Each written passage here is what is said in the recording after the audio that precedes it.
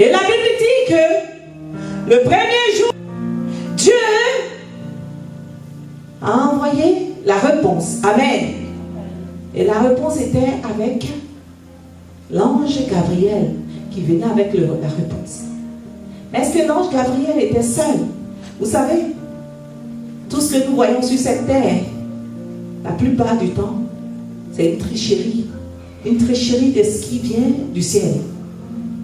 Et la Bible déclare que les princes de Perse, imaginez que Perse en son temps était comme, disons, le Canada. Amen. Et les princes, ça dit des esprits dotés de puissance qui géraient.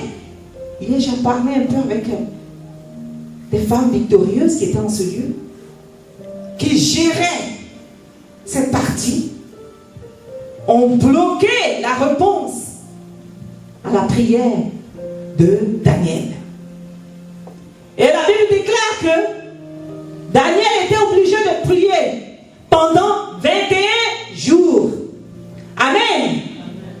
Avant que l'ange Michael vienne et qu'il combatte pour que Daniel puisse recevoir la réponse à sa requête. Alléluia. Donc il faut identifier une sagesse dans ce que Dieu dit. Ça veut dire que le premier jour, Dieu peut peut-être envoyer ta réponse. Mais ta réponse peut être bloquée par les princes du Canada. Alléluia. Et tu es obligé de faire des efforts spirituels, de chercher, de demander, de frapper, afin de posséder ce que tu as demandé à Dieu. C'est pour cela, veillez et priez, car vous ne savez pas le moment. Si tu n'insistes pas, tu pries pour ton sujet une première fois et tu laisses tomber, peut-être que la réponse n'a pas été expédiée, mais elle est bloquée. Et quand tu pries, tu emmènes l'armée du Seigneur à combattre afin que tu possèdes ta requête. Alléluia. Et ce sont des principautés, ce sont des esprits qui dirigent, qui gouvernent tout un pays. Amen. Et c'est pour cela la Bible déclare, vous savez, tout ce qui est dans la Bible est une vérité. La Bible dit, vous êtes sur la terre, vous êtes dans le monde, mais vous n'êtes pas du monde. Ça veut dire que vous avez un royaume à part. Le fait que vous soyez ici, c'est une violence, n'est-ce pas? Alléluia. Et lorsque tu quittes là où tu es né, que tu te retrouves dans un autre endroit, tu dois pouvoir prendre possession de l'endroit. Amen. Une possession spirituelle. Les chrétiens, souvent nous tombons comme si nous n'avons pas de maître. C'est pour ça que le Seigneur dit souvent que nous sommes errants. Amen. Comme si nous n'avons pas de maître. Et tu te retrouves ici. Parce que quand un enfant de Dieu rentre dans un endroit, le diable sait que tu es là. Amen. Vous êtes la lumière du monde. Amen. On dit, la Bible dit que le monde des ténèbres. Amen. Donc si tu es une lumière, une lampe ne peut pas être allumée et être cachée sur un boisseau. Amen. Quand une lampe est allumée, cette lampe doit être mise sur une montagne. On doit éclairer. Alléluia.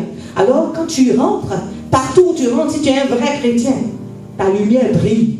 Alors le monde des ténèbres identifie, il y a quelqu'un de dangereux qui est là. Mais malheureusement, il ne connaît pas ses droits. Alléluia. Une porte est ouverte, mais les adversaires sont nombreux. Qu'est-ce que tu dois faire? Prendre possession du territoire. Là où ton pied a foulé, la Bible déclare que là où ton pied foulera, cela t'appartiendra.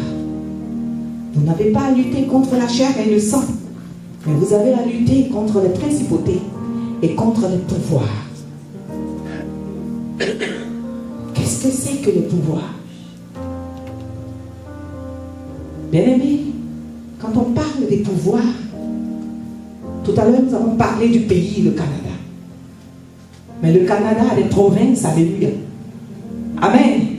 Mais dans chaque province, il y a un pouvoir démoniaque qui gère la province. C'est pour ça que la façon de faire au Québec est différente de la façon de faire à Ottawa. Cette façon est différente de la façon de faire au Congo. Alléluia. Quand les gens agissent d'une autre façon, il y a une domination, surtout si elle est mauvaise, alléluia. Il y a une domination qui dirige les gens à une certaine façon de faire. Mais un enfant de lumière a foulé les pieds à Montréal et n'a pas encore pris conscience qu'elle est en combat ou qu'il est en combat. Parce que le jour où tu as dit oui, je t'accepte comme Seigneur et Sauveur, tu viens de déclencher un combat. Alors il faut combattre jusqu'à la fin. Amen. Parce que le Seigneur, l'Éternel Dieu, va t'ouvrir des portes victorieuses, des portes de gloire. Mais tu verras ces portes de loin et tu ne pourras pas peut-être toucher à ces portes, rentrer dans ces portes. Dieu serait-il un menteur? Non, il n'est pas un homme pour mentir, ni le fils d'un homme pour se repentir. Il est Dieu. Et ce qu'il dit, il a l'autorité, il a le pouvoir de pouvoir accomplir et établir son autorité. Vous n'avez pas à lutter contre les dominations. Les dominations sont des esprits qui gèrent des quartiers. Amen. Ou, je quitte le Canada. Ce sont les esprits qui gèrent des familles. Amen. Dans chaque famille, il y a une domination qui gère la famille. La famille a sa façon d'agir. La famille a sa façon de faire. Et si cette famille a des alliances avec cette domination, cette famille a des échecs communs. Alléluia. Il faut identifier ton adversaire avant d'aller en combat. Sinon la porte sera ouverte. Et tu ne pourras pas. Tu vas regarder la porte de loin. Languir. Tu vas regarder les opportunités que Dieu met au-devant de toi. Mais ces opportunités vont t'échapper. Tu vas vouloir avoir des faveurs. Et tu penseras, tu seras très proche du but. Et tu ne pourras pas atteindre ce que tu demandes. Parce que depuis que tu as accepté d'être dans le royaume de la lumière, tu venais de lancer un combat, de déclarer la guerre au royaume des ténèbres. Alors tu dois être vaillant, responsable, pour pouvoir continuer jusqu'à la fin. Tu ne dois pas jeter les armes en pleine voie et clouer Jésus pour la deuxième fois. Quelles sont les dominations? Quelles sont les autorités? Quelles sont les puissances des ténèbres qui dirigent ou qui gouvernent ta vie? Et ma prière ce soir, c'est que l'Esprit de Dieu, au-devant duquel rien n'est caché, tout est mis à découvert et à nu, qu'il vous révèle, qu'il ouvre les yeux de vos cœurs et que vous puissiez voir et identifier l'autorité, la domination, la puissance qui gère, qui dirige ta vie et qui empêche que, bien vrai que la porte est ouverte, tu ne puisses pas posséder ce que Dieu a demandé que tu possèdes. Nous allons parler aujourd'hui comme quelques exemples. Amen. Des hommes en armes. Amen. Qu'est-ce que c'est que des hommes en armes? Je veux parler aujourd'hui des hommes en armes spirituels qui sont aussi des adversaires coriaces. Amen. Des adversaires qui, lorsqu'ils sont lancés à ta suite, à ta poursuite, ils ne se reposent guère jusqu'à ce qu'ils accomplissent ce pourquoi ils ont été envoyés. À moins que tu te lèves et que tu rentres dans tes droits et que tu l'arrêtes. Quels sont ces hommes spirituels en armes? Ce sont des pouvoirs spécialisés dans l'assassinat spirituel. Et quel est leur rôle? Ce sont des gens qui injectent des maladies incurables. Alléluia. Ils sont là. Il y a des gens qui dorment, ils se réveillent et ils voient que peut-être qu'on a fait une injection. Amen. Et quand il se réveille, il va faire.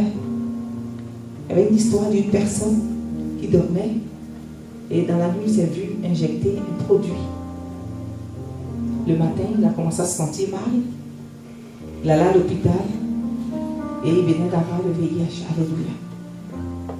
Là, ce sont des agents sataniques avec lesquels les esprits travaillent. Quel est leur rôle? Ils donnent des maladies héréditaires. Ils travaillent avec des esprits de domination. On dit dans telle famille, la plupart des temps, nous mourrons par. Comme il y a quelqu'un qui me disait tout dernièrement, une dame qui me disait, moi là, je ne pense pas que je vais vivre longtemps parce que ma mère est décédée à tel âge à cause du cancer. Et moi, je pense que actuellement, j'ai 60 ans et il me reste 5 ans. Et je sais que je vais mourir parce que c'est comme ça, tout le monde est parti de la même manière. Amen. Elle n'est pas dans la sagesse spirituelle. Et comme elle sait, elle a établi, alors c'est établi pour elle. Amen.